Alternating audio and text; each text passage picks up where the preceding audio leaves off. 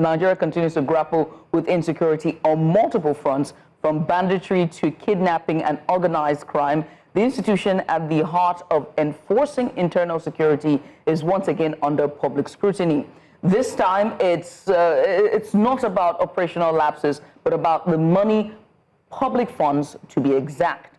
Several civil society organizations are calling for an urgent investigation into a 66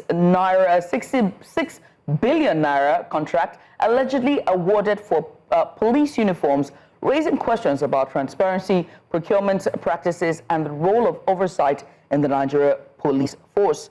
Now, in the wake of mounting allegations and finger-pointing, these advocacy groups are demanding more than statements. They are demanding accountability. Our correspondent Sumayya Abubakar brings us this report all the way from Abuja. Take a look. Of insurgency, banditry, and violent crime. Against the backdrop of insurgency, banditry, and violent crimes, some civil society actors in Nigeria are calling for urgent police reforms with a focus on building public trust and entrenching accountability. This conversation is more than reforms on paper. It's about real accountability in practice. It's about asking, are the resources meant to secure Nigerians being used transparently? Are procurement processes being followed? And are those in leadership positions upholding the trust placed in them by the public?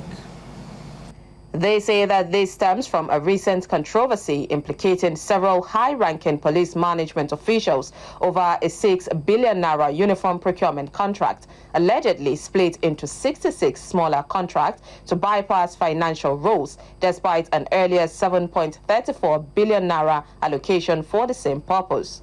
Could it be true that on January 16, 2024, through internal memo, the IGP reportedly approved the award of 6 billion contract for the supply of police uniforms, an amount well beyond his approval limit threshold?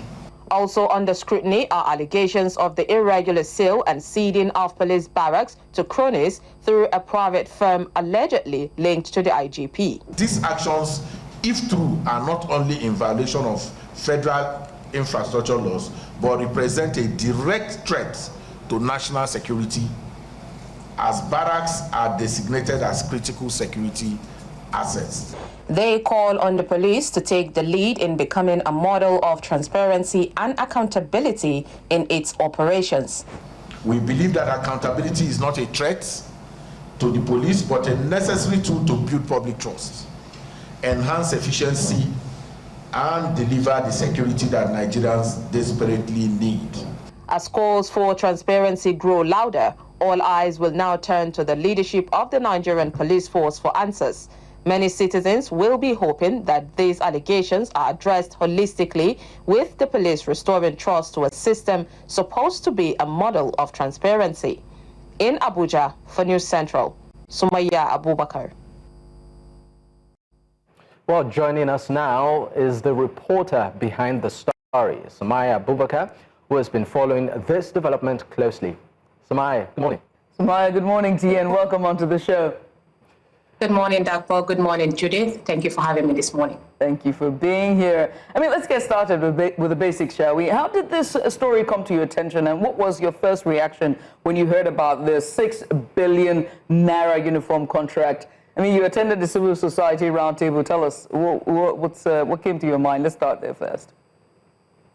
First thing that came to my mind is this saying where police would always say security is for everybody. I mean, that is the same message we tend to receive from Ministry of Defense all the time. But then if the institution, the body, the agency that is supposed to take the forefront of this matter is the one actually going through or supporting corruption in every form, it tends to be scary. So the roundtable calls have about 30 civil society organizations, and also there is the media and even normal, citizens joining in on this conversation on why exactly this sort of situation would be happening. And mind you, Judith, this link or the leak came out from the police system itself. They asked some good citizens, good policemen that are scared of the situation going on in the system. And, you know, we all know how uniformed people cannot really come out to talk to the media themselves. So they actually did it in a whistleblower way and just let out the memo out there. We're talking about 234 billion naira misappropriation fund. And of course, this civil society coming up together saying, you know, we need to ask for accountability. Already there's this petition that's been sent to the ICPC to clarify this issue and make sure that these police, especially the Inspector General of Police, Kayode Egbetokun, gives Nigeria the details of what happened. Now, one of the major concerns is that this 6 billion naira that has been spent already has been given to them, you know, in terms of 2024 budgetary allocation, and it was given to them as 7.34 billion naira. So there is a replication of this situation, and then even that one was done wrongly. And apart from this, we also have another issue of the selling of barracks. Now, according to the civil societies, they did their due diligence, which was going around some barracks, some in Kano. We have one especially in Jabi, where they say they went there and it has been created into 2 gates. And one side is now a residential area, and the little part of it is now left for the police. So police, even in the system, are scared of the situation. And it's really a cause for alarm that I think everyone needs to pay attention, because I must tell you, Judith and Dakwa, that Nigerians, a lot of Nigerians are not even aware of the situation. It's like a hush-hush situation. And the civil society organization had to come out because there is some bit of a shady threat here and there from this system that they are accusing. I mean, you've raised some concerns in your analysis. You talked about selling, if I got that correctly, of barracks, if I got that well. I mean, from your investigation, have you also noticed any red flags, in the process? Well, absolutely.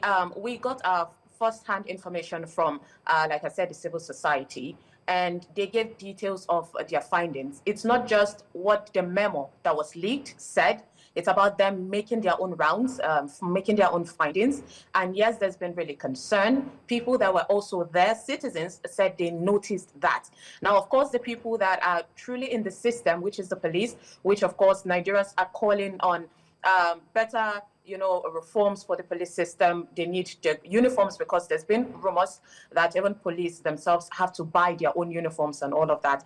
And housing is also another problem for them. So if the government is increasing the allocation for the police to give a better housing for these people, so that they will at least be proud to say we are serving our country, and Nigerians would feel, oh, we've done our own part in giving these people better situation and better living condition, then there should be a deeper dive into it. So yes, there's been a lot of research and thoughts put into this, and the findings are not seen to write home about, because there is this link that allegedly the IGP is selling these properties to families and cronies, and it's not really speaking well about the entire police system of Nigeria at a time where they are the one that's supposed to fight corruption. This huge allegation is hitting the system.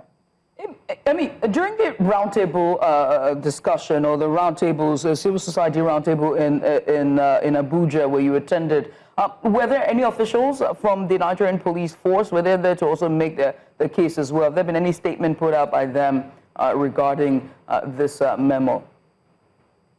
None. There was no representation. And yes, the civil society, about 30 of them, sent an invitation to the police system, but nobody was there to represent them. I mean, this is a huge allegation, I'll tell you. And for anybody that would dare to enter that place, that person will have to brace themselves to say that they are entering into a lion's den with better explanation. So, of course, when it comes to people or perhaps politicians and others seeking for offices, that's when they reach out to the people. But when it comes to you asking for accountability and transparency, then you see little or none from their attention. So this, of course, was asked there, that as journalists, we got there and we asked the question, is there anybody from the police that could actually talk about this? And they said, we pushed, but nobody wanted to engage in this roundtable. But clearly the 30 civil societies currently have sent petition to the ICPC seeking for freedom of information, saying that Nigerians deserve to know what is happening and deserve accountability. And it says that this is not a hit on the police system at all, but this is a huge allegation that has been sent the way of the officials of this system. So these high officials need to answer to it, because we all know that our police are still not getting the best services and money for their services and even other infrastructures that they need in order to have a better life and serve their country better. I mean, this, of course, is not the first time financial, allegations have been raised. But do you think, I mean, from the body language, particularly, of the stakeholders, do you think that this will be different in terms of reaction and actions? Absolutely. I would say I was really impressed by this roundtable that was even called on in the first place. About this is not one civil society. We're not just hearing, oh, Serap are calling, but we're hearing about 30 civil societies calling, and there is massive engagement involving the media and even some citizens to push for this. So this is different, but I'm hoping there would be some political will to push and make sure Nigerians hold these people accountable, because we're talking about huge money out here. We're still going by the roadside, and some of our police personnel are still asking for peanuts. Last time I traveled to Kano, all through you get stopped by every junction and somebody is waiting for you to give him little. When, of course, Nigerians are also not fighting for themselves alone, but for this personnel, saying that they need a better reforms in the whole system. So if at all we continue to do that, I feel it would encourage the good policemen in the service and hold people accountable. But yes, from what I've seen, the picture is really encouraging, and we're hoping it continues that way. And of course, we're hoping the necessary, organizations, the agency, that's the ICPC, would take this thing seriously and hold people accountable. EFCC should also be involved in this case. I also have to ask at this point, as they're calling for a probe, who are the stakeholders or the agencies? Is it the EFCC they're asking for more probe? Which institution are they asking to probe this 6 billion naira that have slipped through the cracks? And also, what next if the probe happens? They're calling for institutional reforms. What next after that probe? Right now, currently, petition has been sent to the ICPC. That's the International, I beg your pardon, that's the International Corrupt Practices Commission, to check on this matter.